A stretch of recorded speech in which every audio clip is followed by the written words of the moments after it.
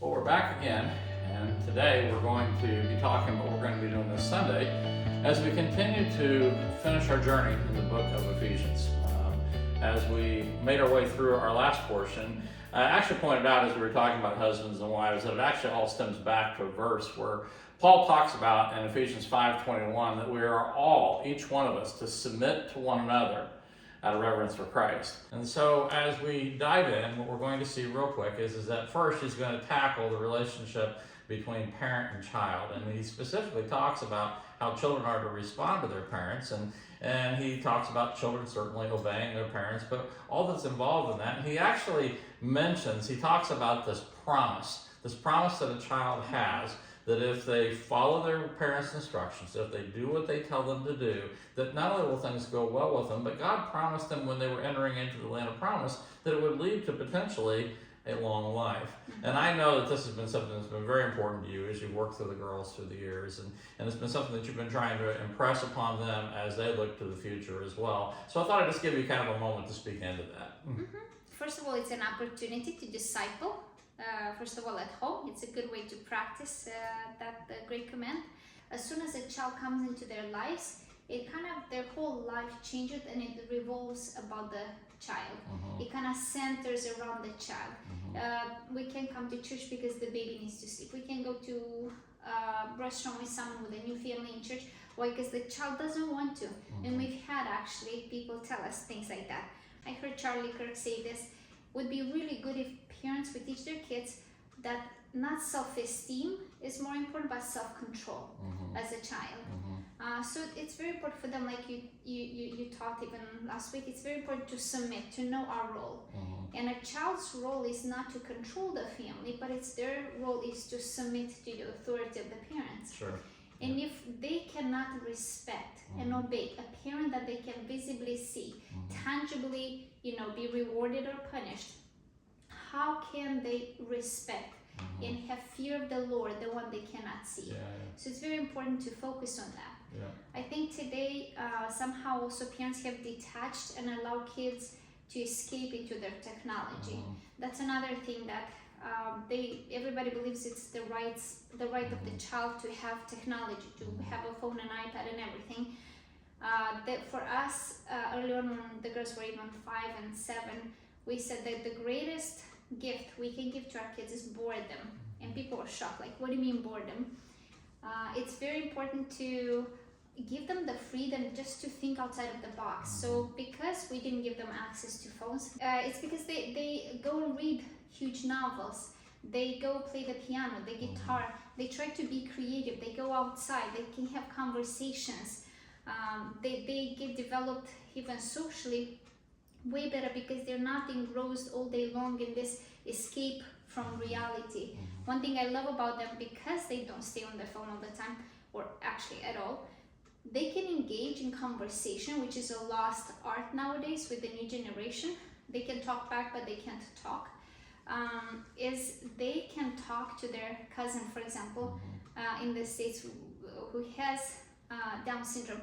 They can talk and have fun, engage.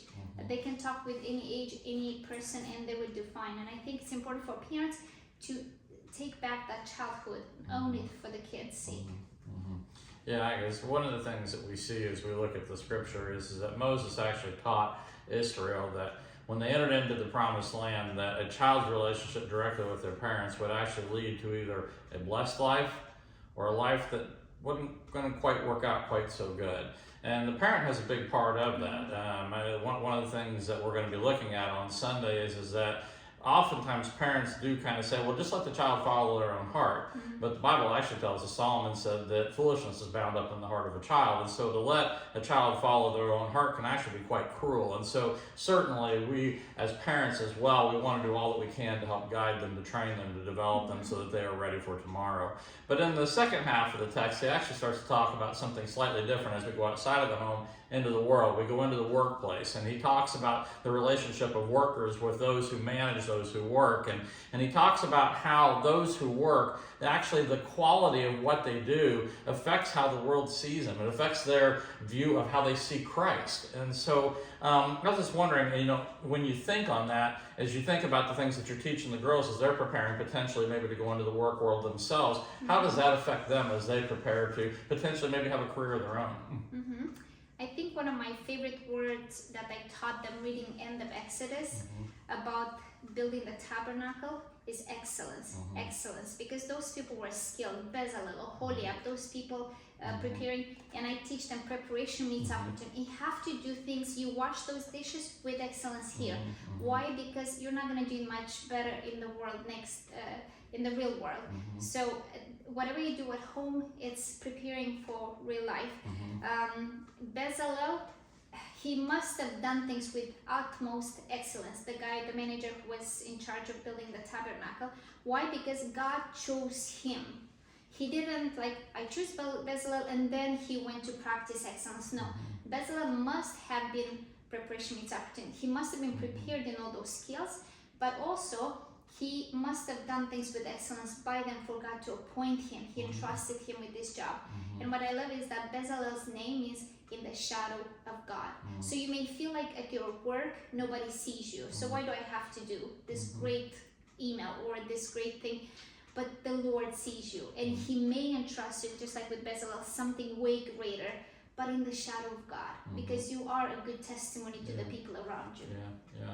And as we wrap up the text, what we're actually going to be looking at are those who have the unique opportunity to manage other people in the workplace and how they need to do that. In some ways, it kind of goes back to kind of what Paul was actually saying to husbands in the regards to not only them loving the wives as Christ loved the church, but also how we lead in the home, that we lead as Christ led, that we serve those that we get the opportunity to lead.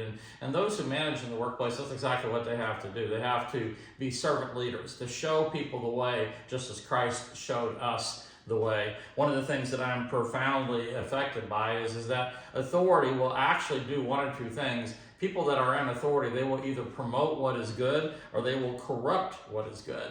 And so I personally want to be one of those who do everything that I can to promote what's right, to promote righteousness, to be able to encourage that in the church. And so as we dig ourselves into this text on Sunday, my hope is that as you come to it, that you'll come to it with fresh eyes and you'll ask the Lord, wherever you fit, whether you're a child, whether you're a parent, whether you're in a marital relationship, and obviously as you are in the workplace, whether you're working for somebody or you have people who are working for you, wherever you fit, whatever your role is, ask yourself, how do I play my role in such a way where God will be glorified?